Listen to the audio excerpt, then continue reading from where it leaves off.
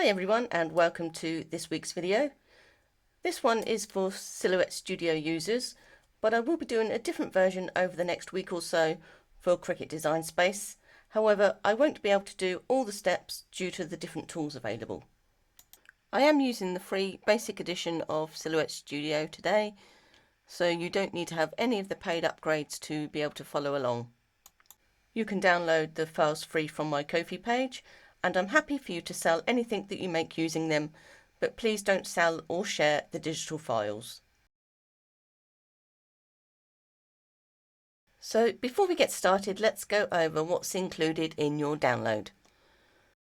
First off, we have the main apple body, obviously, and then I've included two stalks, one with a single stem and another with two stems. And then we have two leaves of different sizes, and one's also mirrored, but you can obviously switch them around and resize them as needed. And then we have an extra flower that's included as well. I'm happy with the size of the apple today, but a tip when using a design with several pieces: if you're going to resize it, I would select all the objects at the same time so you can size them proportionally. And the easiest way to do that is to hold down your left mouse button and drag it over all the pieces in one go. And then you can resize it using the handles on the bounding box or by adjusting it by percentage. And I can take you through doing that later on in the video. In the first part of this video, I'm going to show you how to split the apple so that we can add a name in the middle of it. You may be tempted to use the knife tool, but if I just make a copy of this apple and then grab the knife, and you will notice here that I have my auto apply unticked, and that gives me the freedom to move the line around and place it more accurately. Then selecting both and hitting apply, when we move them apart, it looks a bit odd because you're inflating the height of the apple, but we want to keep the apple the same shape. You could resize them, but then you're going to spend a lot of time trying to get it accurate. So today we'll split it using the rectangle method, which will remove the space to insert a name without altering the overall height of it. So using the shape tool, we can draw our rectangle, which we need to be wider than our apple if we want to slice all the way through it. I'm going to make mine 1 inch high. So we can see it more clearly, I will add a fill colour to it. And then I'm going to bring it down over the apple, and then I'll go up and hit the move to front button so we can see it more clearly. You may want to pop it in the middle of the apple, and that's fine, it's your apple and your design, but I like to keep an eye on the curve of the apple. So I'm going to move mine up so it's slightly off centre. Then I'm going to right click on it to make a copy, and then right click again and select paste in front. So now I've got two rectangles on top of each other. For the moment I only want to use one of the rectangles and the apple, so I'll click on the rectangle, hold down the shift key and click on the apple. Then we'll go to our modified panel and hit subtract. If I move this rectangle out of the way for a moment, you can see that it has split, but I'm going to undo that as we'll be using it to accurately position our name in the space we have made. And so I don't accidentally move anything, I'm going to group the two shapes together. And now to add our name, we will go over to the text tool and then click on some white space, and I'll enlarge the font. And I'm going to use my favourite teacher's name, which may or may not be because she once bought me some fuzzy felt when I was in hospital, and that was Miss Barnes. So we can all see it more easily, I'm going to add a fill colour to it, and as our cursor is at the end, we simply have to hit the shift key and the home button to select all, and then we can go up to the colours and pick something so that we can all see it better. And I'll go for green today. And I'm just going to also turn off the cut line for now, because sometimes it can make it look a bit odd on screen. I'll just bring it down slightly. And now we need to pick our font. And I'm sure if you're anything like me, you probably have a gazillion to choose from. But there is a way we can help narrow down the one we want to pick. We could go up here and go through all of them. But instead, we'll use the text style panel over here. And again, we do get the same list of fonts, but at the bottom there's actually a box where we can type the text that we're using. And now instead of seeing all the font names, we see a sample of our text. That can make it easier to go through and pick out the ones that we think may be a good idea. Whilst we're going through them, we can click on the text that we've typed, and then as we click on individual fonts, we can then see a larger sample. Definitely not that one, it would be a nightmare to cut and weed. And although our list shows a sample text, we can still see the name of the font is still on display at the top of the panel. Today I'm going to use Bilderberg Italic, and you'll notice there's a lot of white space around it. If I just for a moment click on another font, you'll see that there's a lot less. And the reason for that is down to how the font designer has laid out their characters. And so some fonts will have more and some will have less.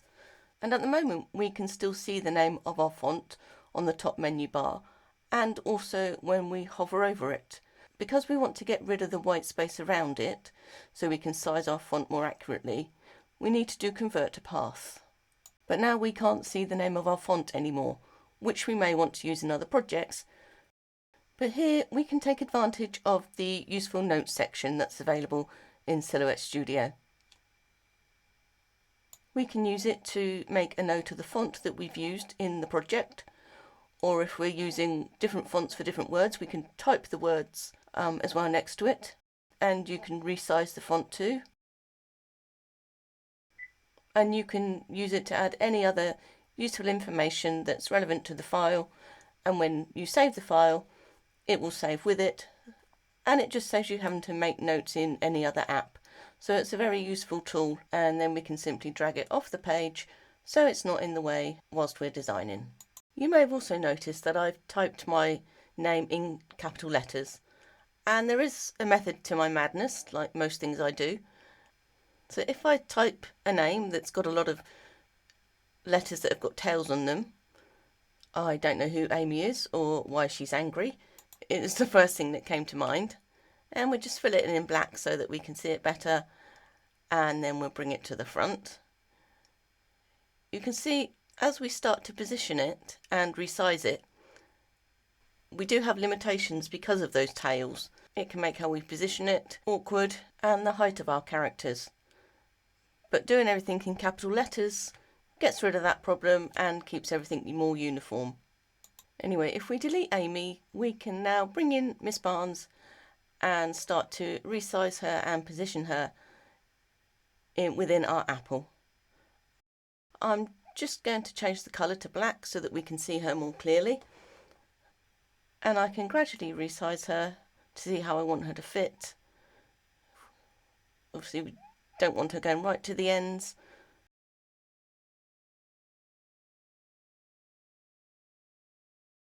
And then we can select everything and do centre align. But obviously we can't do middle align for the name, as it isn't going through the middle of the apple. So instead we can make use of the copy of the handy dandy rectangle that we kept, and after ungrouping them we can select those two objects to middle align. I'm going to regroup together the name and the rectangle, and I want to move them out of the way for a moment whilst I do some more editing to the apple. But obviously I want to be able to put them back in exactly the same position afterwards, as we've gone to all the trouble of making sure they're correctly aligned. And to do this I'm going to make use of the y coordinates. So I'm going to jot down 16.519. Now I can move them out of the way, and I'm going to add some bars to the bottom of the top and the top of the bottom of our apple halves. And to do this I'm going to use the rounded rectangle tool. So I'm going to roughly draw a rectangle, and the main thing here is to make sure it's wider than our apple, and then I'll fill it in so that we can see it more clearly. If I zoom into the front of the rectangle, you'll see it's not very rounded, but we can easily adjust that by clicking on the red node whilst holding down the shift key. I'm actually going to alter the height of the rectangle as I think it's a bit wide. So I'm going to make it 0.125. And now you'll see, because of the change, we do have to re-round the end of the rectangle. I'll just reposition everything so that we can see things more clearly. And I'll move along and zoom out. Then we can drag it down into place and adjust the layout so we've just got our apple on screen. Our rectangle is a little bit too long, so I'll reduce it down to 6.75 inches, and then we can make a duplicate by using the Alt plus drag method. To place them, it's going to be easier if we unfill all the shapes so we can see their edges. And then here we can either use our mouse or our arrow keys, which will give us better control to move them so they're just slightly overlapping the edges. Then we can select everything and centre a line, and then fill it in to see how it's going to look before we weld everything together. I'm going to group it for now though, rather than weld. In case we do want to undo anything, it will just be much easier than hitting the undo button several times. And now we need to bring our rectangle back into place, and this can easily be done as we made a note of those coordinates earlier. So once I enter that and click enter, it goes exactly back into place where we want it. I will ungroup the name and the rectangle, select just the name, and then in our colour fill panel we can click on the dropper tool and then click on the apple to change it to the same red. And then we can decide on the final positioning of our name. And to help us, I'm going to select the rectangle and then change the fill colour to white. We still know it's there because it's got the red line around it. And if you are going to be using this as a decal and need to change the names often, what you could do is simply change the line colour of the rectangle to one that isn't used in the project. Then when you go into cut, you can deselect it from the list. And now we just need to decide how we want our name to look in our final apple layout. We could make it smaller so there's space around it, and then we can go to middle align by selecting it with our rectangle. Or we could change it so that it's wider, and then so it overlaps the edges of our apple. Then I'm just going to delete the rectangle, but as I said, you could save it. Then I'll zoom out so I can grab my stalks and leaves, because I want to see what it looks like before I do a final weld. Let's zoom back in again, and then ungroup these, and I'll just choose one of the stalks and then the smaller leaf. And then I like to lean back and take a good look at it.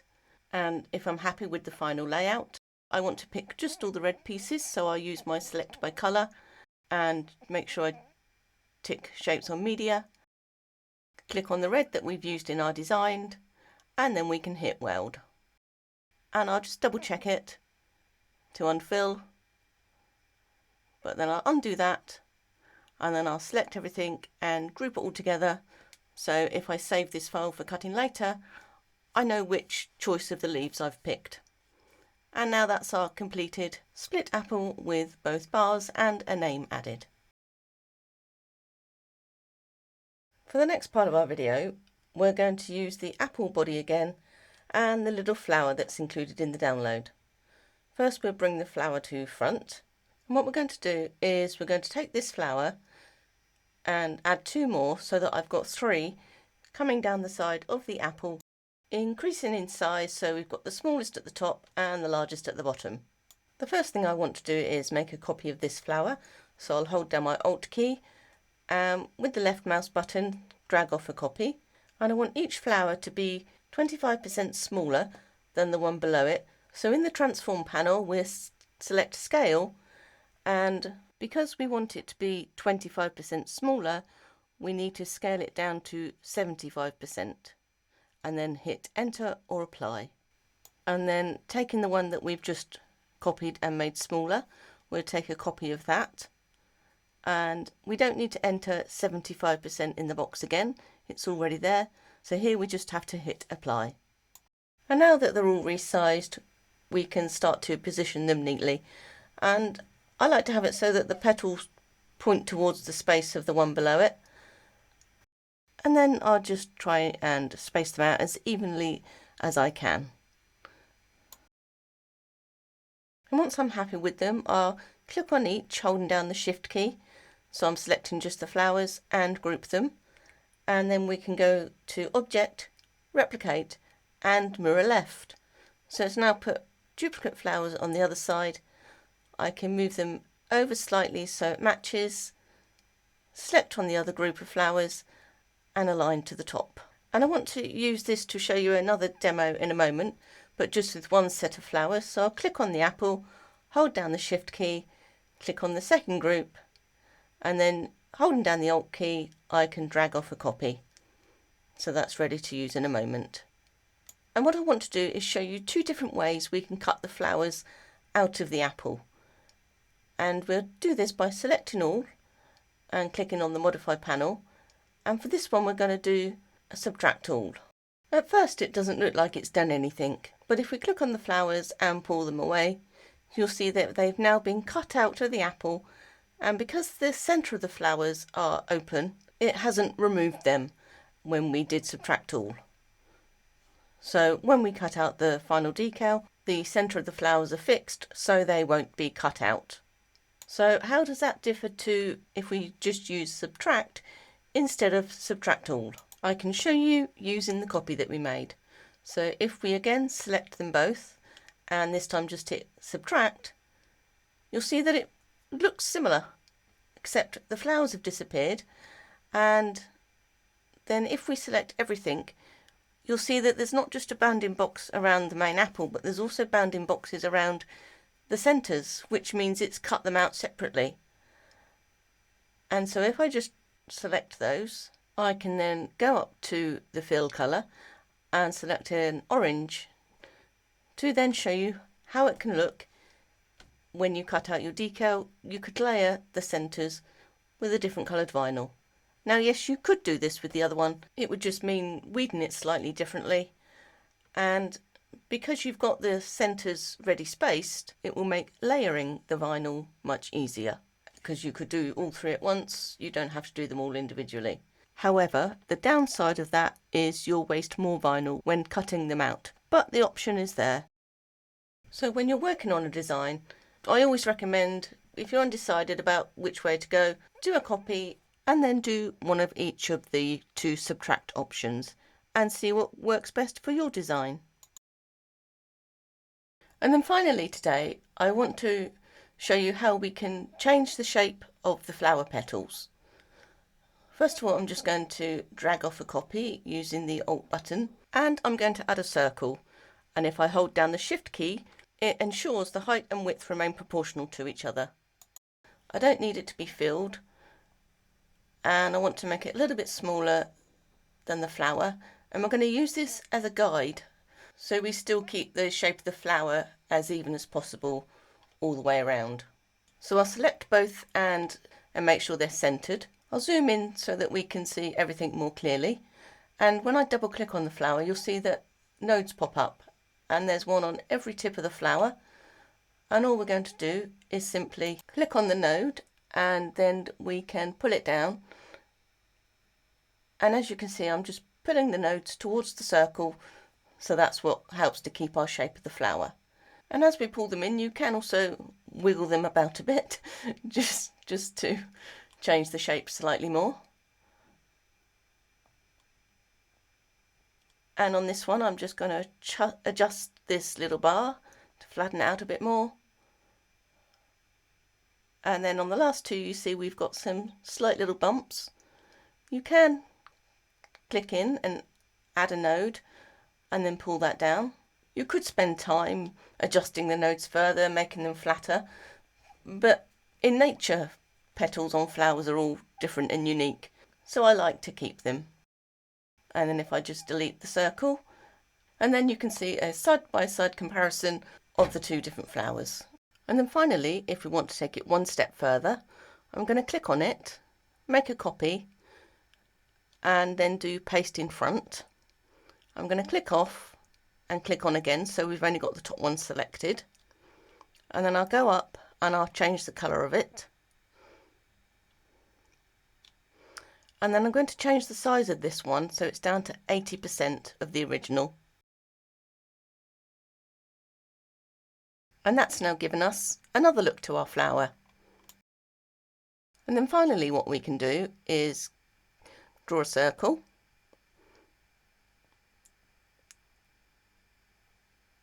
I'm going to change it to the same colour as the main flower and turn off the cut lines just so it's not distracting. And then we can pull it over to the two flowers.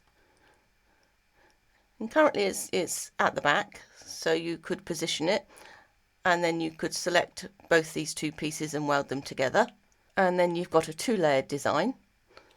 Or you could bring it to the front, which again gives you a slightly different look, and we can resize it slightly. And that makes it now a three-layer design. Anyway, I hope I've given you some tips and tricks today to show how we can take the original files and, using the tools available in Silhouette Studio, make edits and changes to them. Thank you for joining me today. If you'd like to know when new videos are uploaded, please be sure to like and subscribe to my channel, and don't forget to hit that bell to get notifications. I've got loads more videos planned over the coming months for many of the crafts that I do, so please be sure to follow along. Bye for now.